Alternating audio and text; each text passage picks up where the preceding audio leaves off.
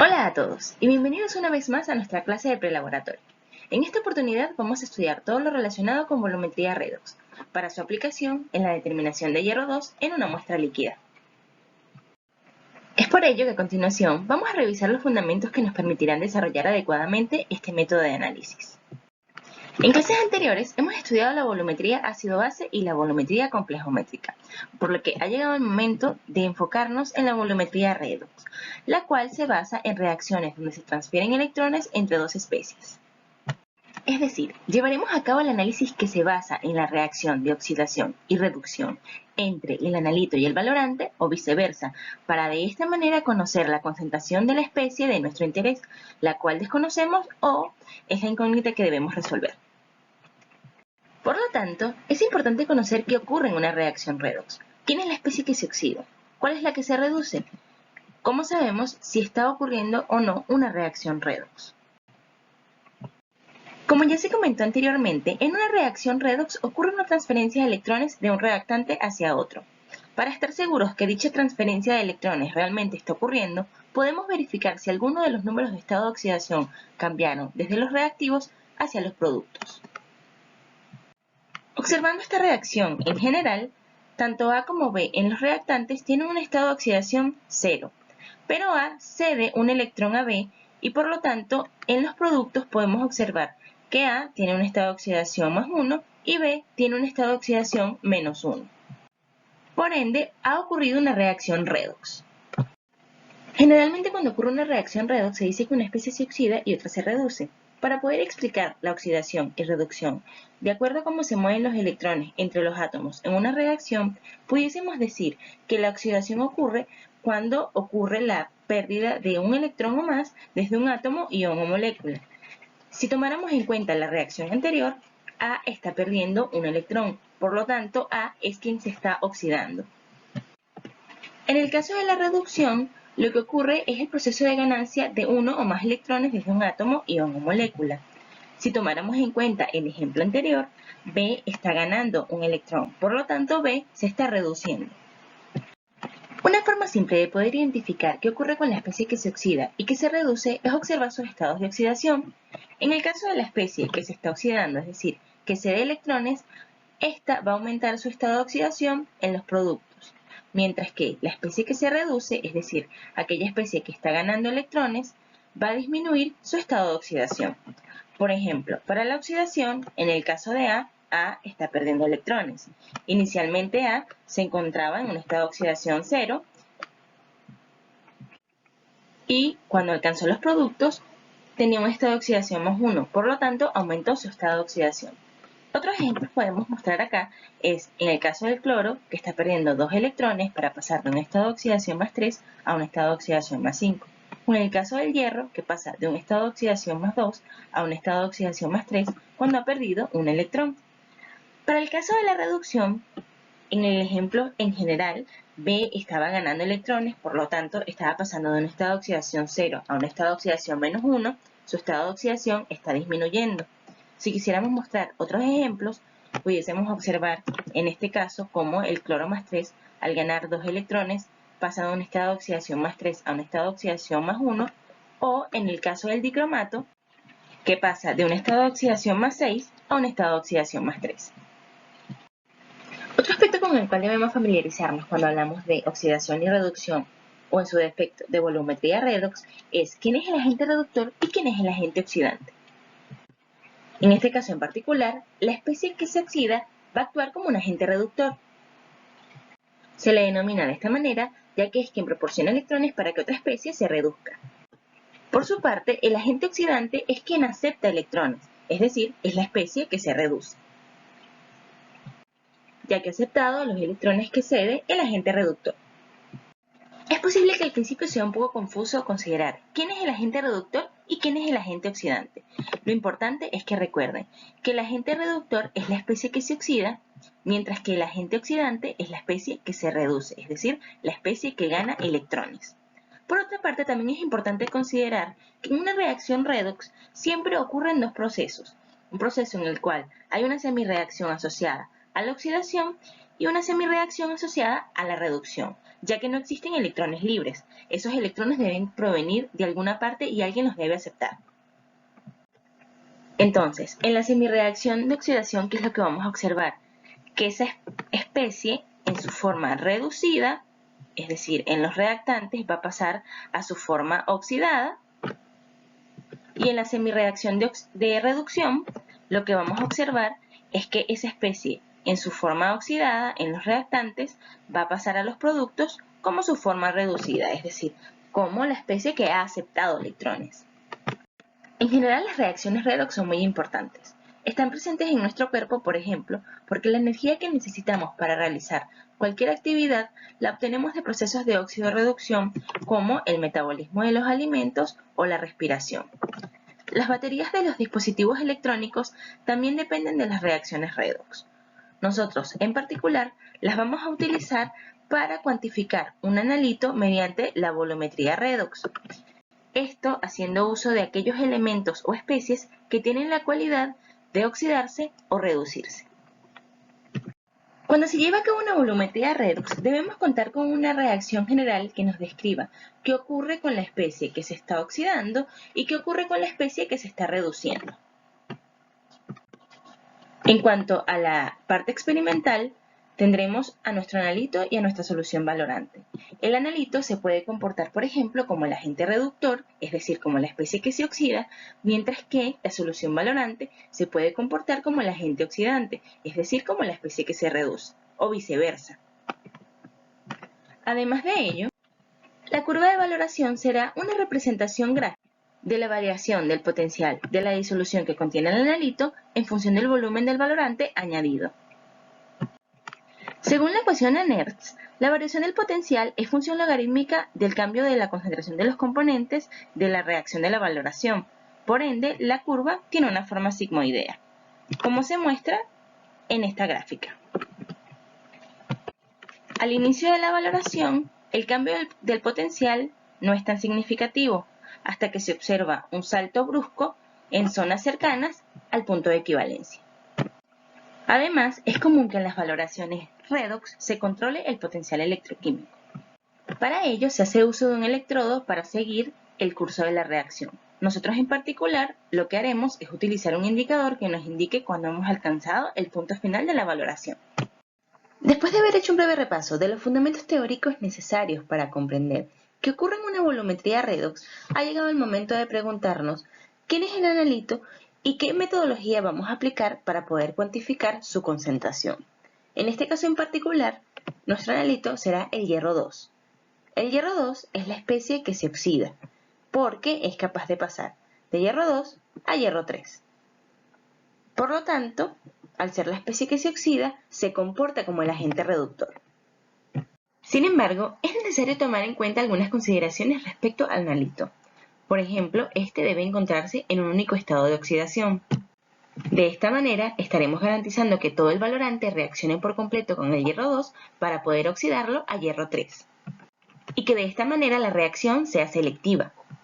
Una forma de poder lograr que todo el hierro presente en nuestra solución se encuentre como hierro 2 es utilizar ácido fosfórico, ya que el ácido fosfórico será capaz de reaccionar con cualquier cantidad de hierro 3 que se encuentre presente en nuestro sistema para reducirlo a hierro 2. Además, el ácido fosfórico será capaz de garantizar que obtengamos un color nítido en el punto final de la valoración. Por su parte, también es necesario realizar algunas consideraciones respecto al valorante. Ya sabemos que, en este caso, nuestro analito, que es el hierro 2, se va a comportar como el agente reductor, por lo tanto nuestro valorante será un agente oxidante. Su elección va a depender de la fuerza del analito reductor, de la velocidad de reacción entre el analito y el valorante, y la estabilidad de la solución patrón, su costo y la disponibilidad del indicador para poder determinar cuándo hemos alcanzado el punto final de la valoración. Existen diversos tipos de valorante que pueden emplearse como buenos agentes oxidantes.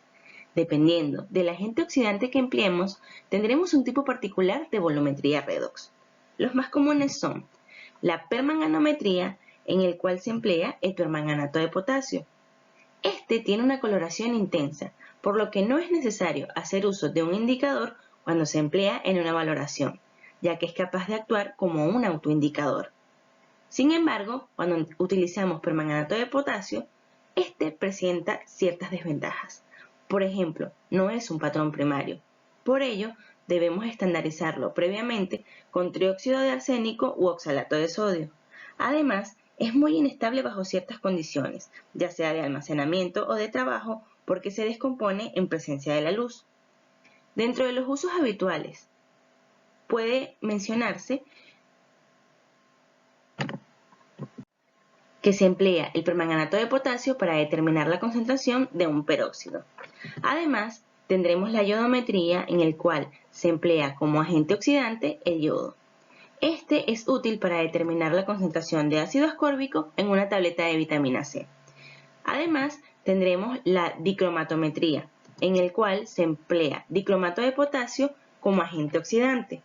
El dicromato es un patrón primario, por lo que no necesita ser previamente estandarizado como en el caso del permanganato de potasio, siendo así un poderoso agente oxidante. Dentro de sus usos habituales, se emplea para determinar cromo en sales, manganeso en acero o hierro en sales y minerales. Por ende, el dicromato de potasio será el agente oxidante a emplear en este tipo de volumetría, para determinar hierro 2 en una muestra líquida. Por lo tanto, como ya hemos definido que el dicromato de potasio será nuestro agente oxidante, es importante considerar que en medio ácido puede actuar como agente oxidante fuerte. Sus disoluciones son de color naranja en este medio. Sin embargo, en medio básico, el dicromato de potasio se convierte en cromato, el cual no tiene propiedades oxidantes. Por lo tanto, si queremos llevar a cabo esta valoración para poder determinar hierro en una muestra líquida, debemos utilizar un medio ácido. Para ello emplearemos ácido sulfúrico. Además, también estaremos empleando ácido fosfórico. Por lo tanto, estaremos garantizando que el medio sea adecuado y por lo tanto el dicromato puede actuar como agente oxidante. Decimos que el dicromato es un buen agente oxidante. Esto se debe a que el cromo presente en el dicromato pasa de cromo 6 a cromo más 3. Es decir, es la especie que se reduce ya que su estado de oxidación está disminuyendo al ganar electrones. Electrones que está cediendo el hierro para pasar de hierro 2 a hierro más 3. Dentro de las ventajas que podemos destacar del uso del dicromato, podemos mencionar que es un patrón primario.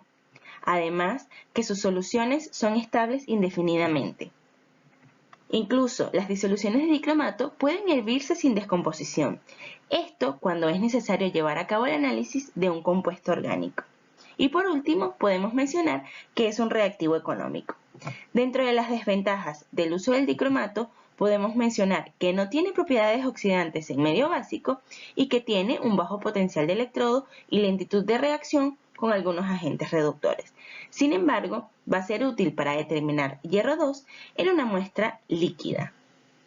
Sabemos que siempre que se lleva a cabo una volumetría redox, hay dos semireacciones involucradas, ya que los electrones deben provenir de una especie y otra especie es la que debe ser capaz de aceptarlas.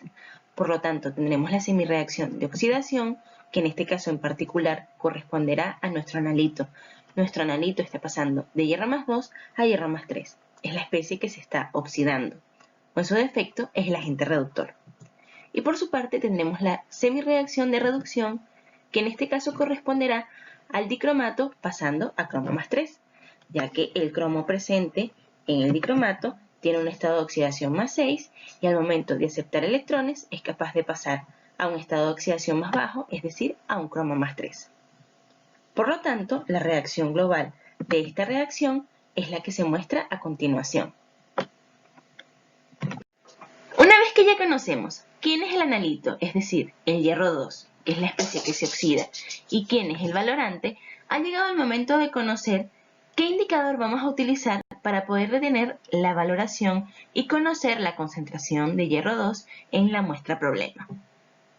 Cuando se lleva a cabo una volumetría redox se emplean diversos indicadores. Por ejemplo, están los autoindicadores. Como ya se mencionó anteriormente, el permanganato actúa como un autoindicador, ya que este agente valorante tiene formas oxidadas y reducidas cuyos colores en disolución son diferentes. Por ejemplo, puede tener un color violeta o un color incoloro en su forma reducida o en su forma oxidada. Existen también indicadores que son específicos, es decir, sustancias que indican la presencia concreta de una especie oxidada o reducida. Por ejemplo, el almidón puede pasar de un color incoloro a un color azul cuando se lleva a cabo una iodometría. O el tiocianato, cuando se lleva a cabo una volumetría con hierro. Puede ser incoloro o rojo. Sin embargo, nosotros vamos a utilizar otro tipo de indicador. Y es que el indicador a utilizar tiene que tener un cambio de color que sea realmente perceptible, ya que el dicromato de potasio es una solución coloreada, es una solución naranja. Cuando nosotros estamos llevando a cabo la valoración del dicromato con hierro, cuando el cromo pasa de cromo más 6 a cromo más 3, puede mostrar una coloración verdosa. Entonces, en este caso en particular, vamos a utilizar como indicador el ácido difenilaminosulfónico o una sal de este ácido. En este caso, este indicador en su forma reducida será incolora y en su forma oxidada tendrá una coloración violeta. Entonces, dependiendo de cómo se encuentre en la valoración esta especie, si en su forma reducida o en su forma incolora, podremos observar un cambio de color que sea lo suficientemente apreciable para poder discriminar que hemos alcanzado correctamente el punto final de la valoración. Aunque el dicromato muestra una coloración naranja, no es lo suficientemente intenso para emplearse en la detección del punto final de la valoración. Para ello se emplea el indicador difenilamina, ya que este sí mostrará un cambio de color lo suficientemente apreciable para poder detectar que hemos alcanzado el punto final de la valoración. Esta difenilamina es una sustancia capaz de oxidarse o reducirse dependiendo de con quién esté interaccionando al momento de llevar a cabo la volumetría redox. Por lo tanto, lo que ocurre con el indicador difenilamina es lo siguiente. A medida que se lleva a cabo la valoración, tendremos en el matraje Erlenmeyer nuestra solución de hierro 2, el indicador que va a estar en su forma reducida y el medio ácido. A medida que comenzamos la adición del agente valorante, es decir, del agente oxidante, vamos a observar que ese dicromato va a oxidar a todo el analito presente de hierro 2 a hierro 3. Entonces, llegará un punto en donde observaremos que todo el cromo más 6 ha pasado a cromo más 3, es decir, esta especie se ha reducido y por lo tanto la coloración de esta solución se tornará verdosa. Ya no tenemos más hierro 2 presente en la solución para que interaccione con el dicromato y por lo tanto lo que hay presente en la solución es el indicador. Entonces agregamos una gota en exceso del dicromato y en este punto la solución es capaz de oxidar al indicador, el cual mostrará un color violeta. Por lo tanto, al inicio de la valoración tendremos que la solución es incolora y al final de la valoración esta solución será de un color violeta. En este punto habremos alcanzado el punto final de la valoración y podremos estimar la concentración de hierro presente en nuestra muestra problema. Después de haber revisado todos los fundamentos teóricos necesarios para comprender cómo llevar a cabo la determinación de hierro en una muestra problema mediante una volumetría redox, ha llegado el momento de conocer el procedimiento experimental a seguir para llevar a cabo dicho análisis. A continuación se describen todos los reactivos que serán útiles para llevar a cabo esta experiencia. Primero vamos a utilizar 250 ml de una solución de dicromato de potasio cuya concentración es igual a 0.025 normal. Nosotros debemos calcular la masa a pesar para preparar esta solución. Por lo tanto, tenemos los datos del peso molecular, que es igual a 294.2 gramos mol, y el factor, que es igual a 6. Con esta información podremos calcular correctamente la masa a pesar para preparar esta solución. Además, utilizaremos 100 ml de una solución de ácido sulfúrico cuya proporción es igual a 1,5. Y utilizaremos además ácido fosfórico cuya concentración es igual al 85%. Como indicador, utilizaremos difenilaminosulfonato de sodio cuya concentración es igual a 0.5% peso-volumen. Y por último, tendremos disponible nuestra muestra problema, cuya concentración de hierro 2 es desconocida. En cuanto al procedimiento experimental a seguir para determinar hierro en la muestra problema, lo que vamos a hacer es lo siguiente. Vamos a tomar 20 mililitros de la muestra problema y se van a transferir a un matraz de aforo de 100 mililitros. Se lleva volumen final con agua destilada. De esta solución diluida se toman 10 mililitros y se transfieren a un matraz Erlenmeyer. Posteriormente se añaden 5 mililitros de ácido sulfúrico y 2 mililitros de ácido fosfórico. Estos ácidos van a garantizar que el medio sea favorable para que el dicromato se comporte como un agente oxidante. Seguidamente se añaden 3 gotas del indicador difenilaminosulfonato de sodio y por último se procede a realizar la valoración con la solución de dicromato de potasio cuya concentración es 0.025 normal. Se comienza a añadir el dicromato de potasio hasta observar que el valorante ha oxidado a todo el analito. La solución se torna de un color verdoso, ya que el cromo presente se encuentra como cromo más 3, es decir, el dicromato se ha reducido de cromo más 6 a cromo más 3. Y esto es lo que estamos observando en este punto de la valoración. Como ya no hay más hierro 2 presente, porque ha interaccionado por completo, se ha oxidado por completo, lo único que se encuentra presente en la solución es el indicador en su forma reducida. Al final de la valoración, la solución se tornará de un color violeta y en este punto detendremos la adición de dicromato de potasio. Por lo tanto, al inicio de la valoración vamos a observar que nuestra solución es incolora. En este punto lo que tenemos es nuestra muestra de hierro 2 junto con el indicador, ambos en su forma reducida. Al final de la valoración ya observaremos que todo el hierro 2 ha pasado a hierro 3 y que el indicador va a pasar de su forma reducida a su forma oxidada y por lo tanto observaremos que la solución es de un color violeta. En este punto anotamos el volumen de dicromato gastado, procedemos a repetir este procedimiento unas 3 veces y finalmente calculamos la concentración de hierro 2 presente en la muestra problema. Para describir con reacciones qué es lo que está ocurriendo en este caso, podemos observar que al inicio de la valoración el hierro, que es nuestro analito, se encuentra como hierro más 2. Al final de la valoración, este se oxidará y tendrá un estado de oxidación más alto, es decir, pasará de hierro más 2 a hierro más 3, ya que ha perdido un electrón. Este electrón es capturado por el agente oxidante, es decir, el dicromato. Y este cromo que se encuentra presente como cromo más 6 va a pasar de cromo más 6 a cromo más 3. Por lo tanto, tendremos nuestra semirreacción de oxidación y nuestra semirreacción de reducción. El producto final de esta reacción es el que se muestra a continuación. En cuanto a los cálculos, sabemos que cuando hemos alcanzado el punto final de la valoración, los miliequivalentes del analito serán iguales a los miliequivalentes del valorante, o lo que es igual, los miliequivalentes de hierro 2 serán iguales al volumen gastado de dicromato de potasio por la concentración del dicromato de potasio. Después de hallar estos miliequivalentes, debemos considerar el factor de dilución, ya que la muestra inicial se ha diluido a 100 mililitros y solo hemos analizado 10 mililitros de esa solución diluida. Una vez que hemos encontrado cuáles son los miliequivalentes de hierro en la muestra inicial, lo que debemos hacer es reportar su concentración dependiendo de en qué unidades se nos solicite. Podemos reportarlo en normalidad, en miligramos litros, en gramos litro, en porcentaje de peso-volumen, en porcentaje de peso-peso, dependiendo de las características de la muestra.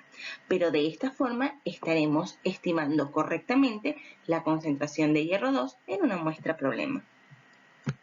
Por último, les dejo un par de ejercicios para que se familiaricen con los cálculos asociados a la volumetría redox. En un próximo video tendrán la resolución de estos ejercicios. Recuerden que normalmente la clase se divide en 2 partes.